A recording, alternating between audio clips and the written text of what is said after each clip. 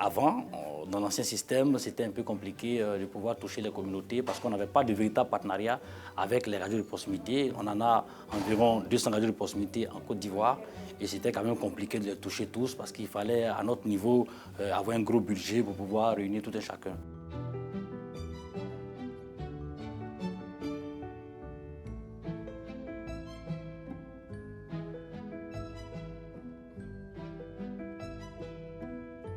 Au départ, on se disait, est-ce que les radios de proximité pourront être un secours pour pouvoir transmettre l'information aux différents ménages? On a vu que c'était pas à démontrer et qu'effectivement, les messages passaient. Les gens captaient les messages, que ce soit dans leurs différents lieux de travail, de restauration sociale et tout ça. Ils comprenaient, ils entendaient les messages. Ils participaient même aux émissions radiophoniques, que ce soit les leaders ou les personnes même clés des différentes communautés. C'est vraiment un outil très important et qui demeure depuis toujours et qui encore reste utile dans le temps pour pouvoir renforcer les actions de promotion de la santé. L'action de l'OMS avec les radios communautaires a commencé bien avant la pandémie à Covid-19 parce qu'on s'est rendu compte que pour faire la promotion de la santé, pour montrer aux populations comment se vivre mieux et en bonne santé, il fallait passer par des canaux les plus écoutés. Alors, l'OMS a vu que les radios étaient suivies, surtout dans les langues locales, au niveau de tous les pays. Ensuite, avec la survenue de la pandémie à Covid-19, la nécessité s'est imposée. Il faut donner l'information et la vraie information à toute la population de la Côte d'Ivoire. Encore, les radios ont été donc les canaux privilégiés pour que nous puissions passer l'information. Et nous avons pu traduire ces informations et cette communication à la population en langue locale dans toutes les parties du pays. Voilà ce qui a motivé le choix de l'OMS pour ces canaux de radio communautaires. Et nous sommes aujourd'hui à un taux d'audience national qui va même au-delà de la frontière.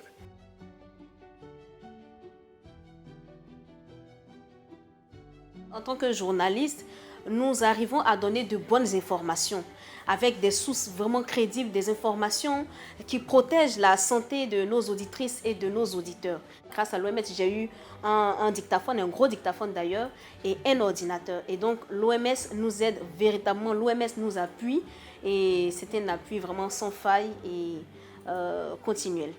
Un jour, j'écoutais et puis les gens parlaient de la dengue.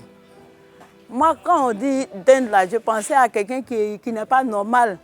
Une fois, on écoutait et puis on était en train de nous expliquer comment ça se manifestait et que c'était pour tout le monde, ça pouvait attraper tout le monde. Souvent, il y a des maladies, quand on voit le début de palu, nous, on pense directement au palu. Or, souvent, quand on écoute la radio, on nous donne certaines informations qui ont presque les mêmes manières de se manifester que le palu. Moi-même, dès que je vois que quelqu'un est malade là, je me dirige vers l'hôpital.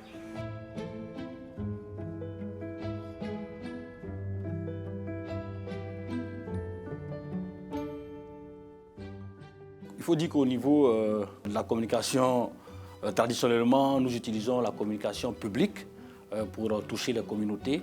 Mais aujourd'hui, avec l'appui de l'OMS, nous avons donc des activités concernant la gestion des rumeurs et la communication pour l'engagement communautaire. De façon pratique, avec la radio de proximité, nous arrivons aujourd'hui à toucher l'Ivoirien moyen, à toucher les Ivoiriens qui habitent dans des zones les plus reculées. Une fois, j'étais allée dans un village pour une sensibilisation.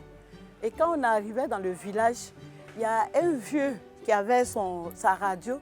Et je suis venue, j'ai trouvé plus de 10 personnes qui étaient autour de la radio, qui écoutaient l'information qui passait.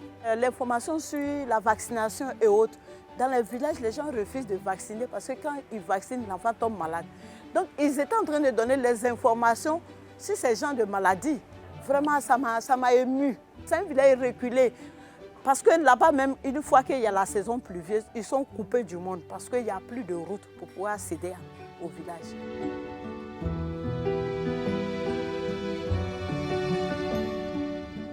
C'est une joie pour moi et c'est un honneur de pouvoir parler des résultats que nous avons obtenus avec l'OMS grâce à cette collaboration, mais que nous continuons aussi d'avoir.